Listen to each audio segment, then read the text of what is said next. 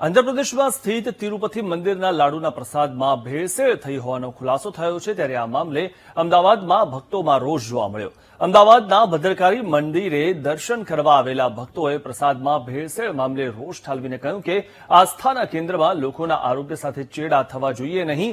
ભવિષ્યમાં પ્રસાદમાં ભેળસેળ ન થાય તે મંદિરના સંચાલકોએ ધ્યાન રાખવું જોઈએ। વધુમાં ભક્તોએ પ્રસાદમાં ભેળસેળ કરીને લોકોની આસ્થા અને સ્વાસ્થ્ય સાથે થતા ચેડા અટકાવવાની પણ માંગ કરી છે।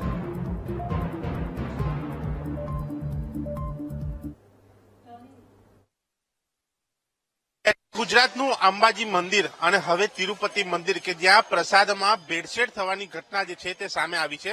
આ જ ઘટનાને લઈને લોકો ભક્તો સાથે વાત કરીશું કે તેઓ પ્રસાદીને લઈને શું માની રહ્યા છે, પ્રસાદ કેવો મળવો જોઈએ, લોકોનું શું કહેવું છે। પહેલા તો આપ શું કહેશો, આ મંદિરોમાં મળતા પ્રસાદમાં ભેળસેળ કેટલું એવું છે? મંદિર જે અંબાજી હોય કે તિરુપતિ બાલાજી, એ મંદિર એક વસ્તુ છે, આસ્થાનું કેન્દ્ર છે। લોકોના સ્વાસ્થ્ય ચેડા ના થવા જોઈએ અને પ્રસાદ સારો આપવો જોઈએ, અમારું કોઈ એવું છે। મંદિરોમાં ભેળસેળ, પ્રસાદોમાં ભેળસેળ, પ્રસાદમાં ભેળસેળ થાય આમ તો ખોટું છે, પણ લોકોએ થોડું ધ્યાન એની કેર લેવી જોઈએ અને આવી વસ્તુઓ ના બને એનું ભવિષ્યમાં ધ્યાન પૂરેપૂરું રાખવું જોઈએ।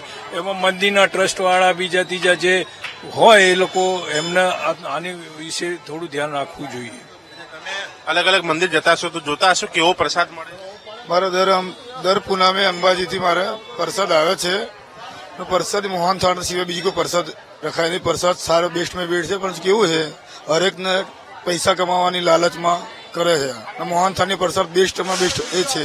લાગે છે પ્રસાદ સારો છે, ભેળસેળ સારો। દર પૂનમે હું જમવાથી જઉં છું, પ્રસાદ લઉં છું, બે પેકેટ 25 રૂપિયા। પ્રસાદમાં ભેળસેળ કેટલું યોગ્ય? અહીંયા ભેળસેળ હોતું જ નથી। આ ભદ્રકાળી આખે આપણે ગુજરાત ને ગુજરાત બહારની વાત છે। ભેળસેળ ટૂંકમાં આવા લોકોએ જે કર્યું છે ને એ લોકોની દશા બેઠેલી જ છે, બધી રીતના એ પતેલા જ છે।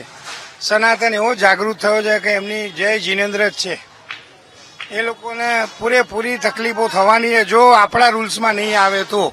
તમે શું કહેશો? તમારે આ પ્રસાદમાં તો એવું છે કે શ્રદ્ધા અને ભક્તિનો વિશ્વાસ છે, એટલે જો કદાચ ભક્તો સાથે આના ચેડા થતા હોય તો એ કદાચ મંદિરના ટ્રસ્ટને અને જે ભેળસેળ કરતા હોય એને ભોગવવાનું હોય ને કે જે આપણે આસ્થા સાથે જે માતાજી જોડે જોડાયેલા છીએ એ માતાજી તો સૌનું જોવે જ છે કે શું કરવું। પણ મારું તો એવું માનવું છે કે અંબાજી પહેલા જે થયું હતું એના પછી અત્યારે સારું અંબાજી થઈ ગયું છે અને એ પણ સારો એવો પ્રસાદ હવે મળે છે। તિરુપતિમાં આવ્યું છે?